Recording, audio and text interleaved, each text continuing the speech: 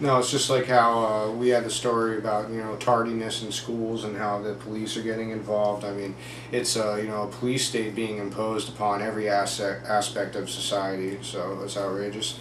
Our next story, into some more tech news again, is about Google trying to deduce wireless location info and to bypass carriers. This is coming from industry.bnet.com.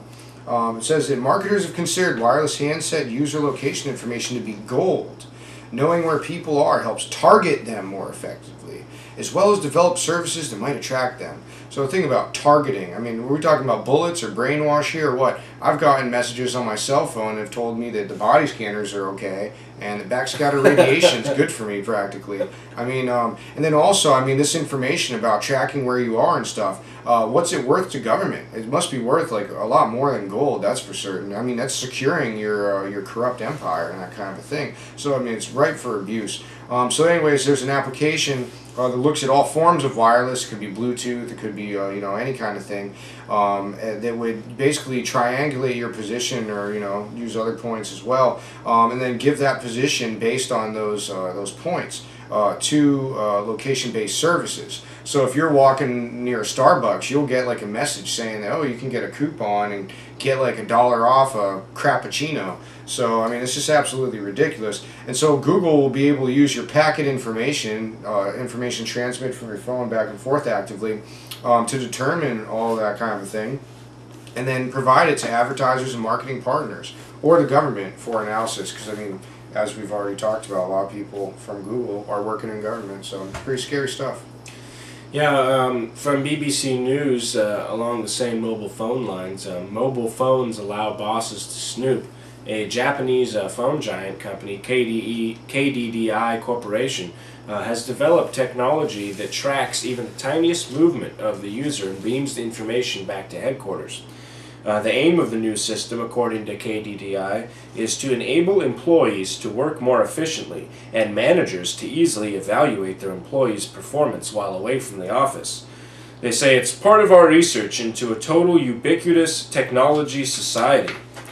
And he says that essentially they want to do this so that managers can track everything and managers can be away from the office and watch what their employees are doing and making sure that they're doing their job and all this crazy activity. There's all sorts of weird ways I can see that being used too. Like, I mean, you've got tons of instances where bosses have sexually harassed their employees and stuff. So it's like, oh, Susie's alone in the stockroom.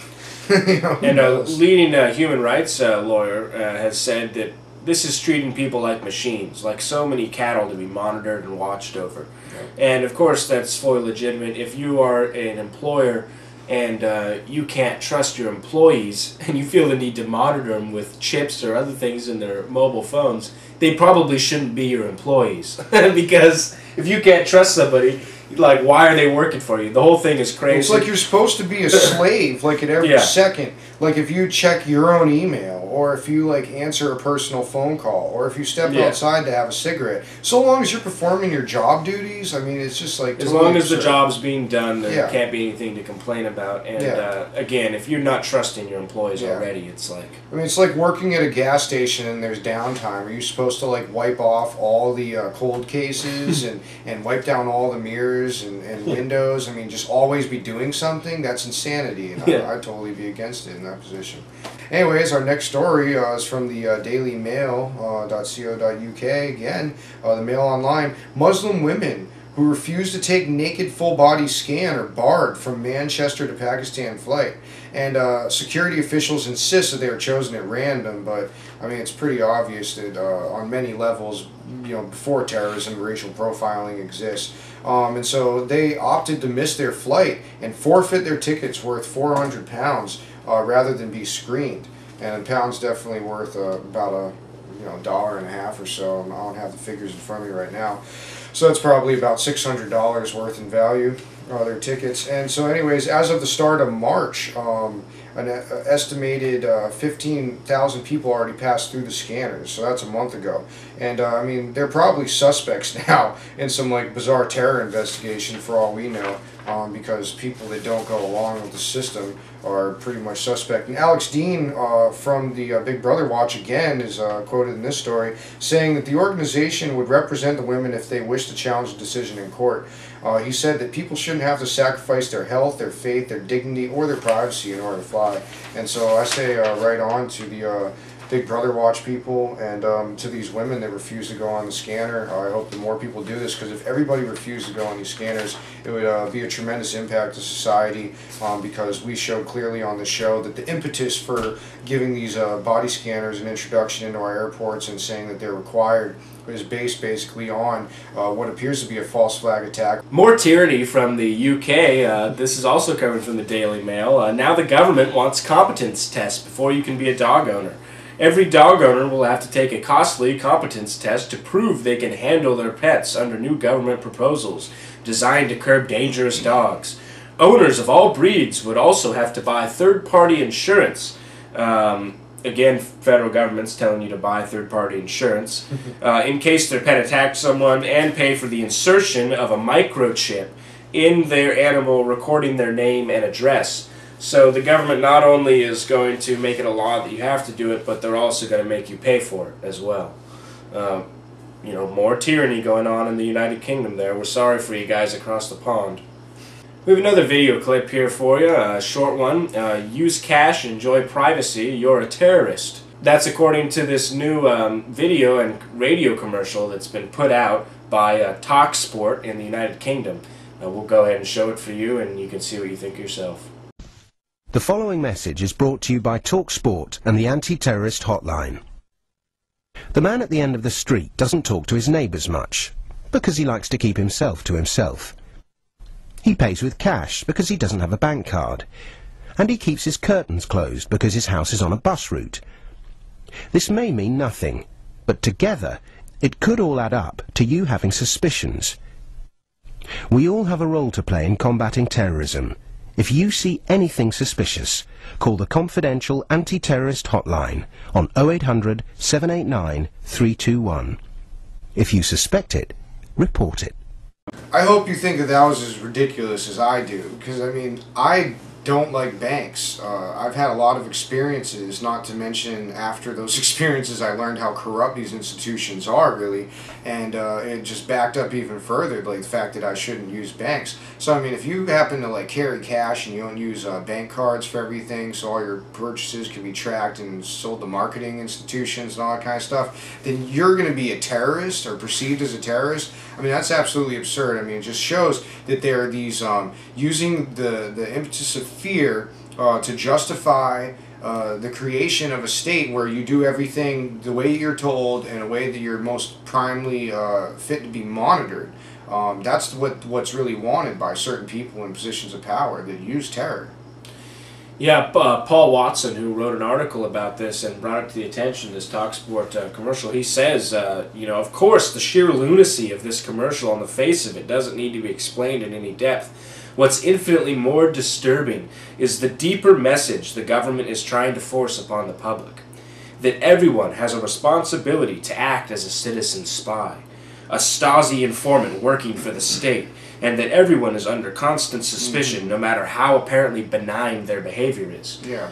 Which is exactly the whole deal. Do we just like not supposed to have privacy? Should we all just live in like a glass house? Yeah, you can't have curtains up. I mean, no, like saying all this ridiculous We live in a glass house while the people that control our lives live behind like heavily fortified positions and stuff. We're supposed to take their word for it. Yeah, right. Sure thing.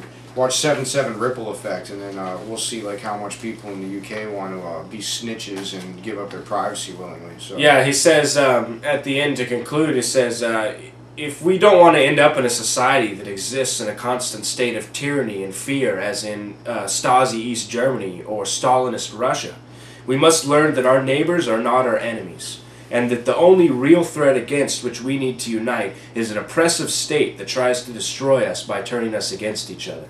And that's what's always happened throughout time. Anytime that people have been brought off to camps and sent to these gulags and everything, it's always their fellow citizens, their fellow neighbors and friends and other people who turn them in order to try to not get turned in themselves or to try and get a favor with the government. And all that type of stuff needs to stop. It's divide and conquer amongst the people by the elite, and we need to not go along with it. Yep, indeed. Our next story is from the Taipei Times, and it's about landslide vote in Iceland renounces debt payment. Voters in Iceland early in March resoundingly rejected a 5.3 billion plan to pay off Britain and the Netherlands for debt spawned by the collapse of their bank. Its banks collapsed within the space of a week in October 2008, and its currency, the krona, plummeted. They wanted to pay 3.5 billion to Britain and 1.8 billion to the Netherlands as compensation for funds that the government's paid to about 340,000 of the citizens that had accounts with the banks, IceSave. And this really isn't much compared to here in the U.S. For instance, 182.5 billion went to AIG in our country, which is staggering compared to that. But it is a smaller country, so I mean, it's all relative. But locals there have seen the deal as an unfair result of their own government's failure to curtail excessive spending by a handful of bank executives that led the country into its current malice. So I commend those people there basically for standing up against that. And another thing that's really quite frightening, and we have talked about this issue on our show before, is that this whole thing was tied to entry into the European Union. So it's like, oh, well, pay us back for collapsing, your banking system and plunging, some people in a desperate state, and pay us back, and we'll let you be part of our, super state here that's basically trying to hijack and co-opt all the other state sovereignty. So it's really a pretty gnarly story right there. Switching topics a bit here, in the UK, coming out of the Daily Mail, scientists have created a psychic computer invented that can tell what you're thinking. A computer program that can read your mind has been developed by British scientists. In test, it was able to access and interpret memories by scanning the brain patterns of volunteers, and then subsequently creating a program to monitor those brain patterns and align them with whatever thought the person had at the time. And this is pretty interesting because it's already really has been created at times before. There's already been things in Japan have been featured in other places where they've featured this type of technology. They're going to be incorporated into video games in the future. And of course, we can all see the nefarious uses that a psychic mind control computer might be able to do. Well, on another form of site here, this is Saffron Could Save Your Eyesight from Natural News. And it's about how saffron can actually help protect your eyes from damage by UV rays, slow progression of eye diseases such as macular degeneration, which causes blindness, and another 90 illnesses and counting can be treated by saffron. And unique compounds that are found in it belong to the family of carotenoids, which is like carrots and red peppers get their color from this compounds, and these compounds actually play roles in preserving eyesight, protecting against cancer, and preventing Alzheimer's, was explained in the article. It also boosts immunity by helping white blood cells to mature, and it says it can be purchased as a supplemental use bulk powder or in capsules. But the article writer Ethan Huff warns that when buying any spice or herb, particularly ones used for cooking, make sure that it's not been irradiated, because if it's irradiated, it's basically going to be devoid of most of the nutrients and stuff in it. So check out the health benefits of saffron. Yeah, also along those lines from Natural News, a newly discovered old Russian folk remedy prevents and may cure cancer. And they are talking about the chaga mushrooms. The chaga mushroom has the highest ORAC, the oxygen radical absorption capacity, of any known natural food. And these mushrooms are also high in bellatonic acid, which inhibits tumors and cancer cells, triterpenes that detoxify the liver and also inhibit cancer cell growth, and polysaccharides that enhance the immune system and fight viral infections, as well as cancer. All these things are abundant in chaga mushrooms, and they've been being studied now essentially for the last few decades by the Russian government and other scientists, and they've been finding that it's not necessarily a cure, but a preventative measure to take against Well, cancer. preventative's the key, in all honesty. So, anyways,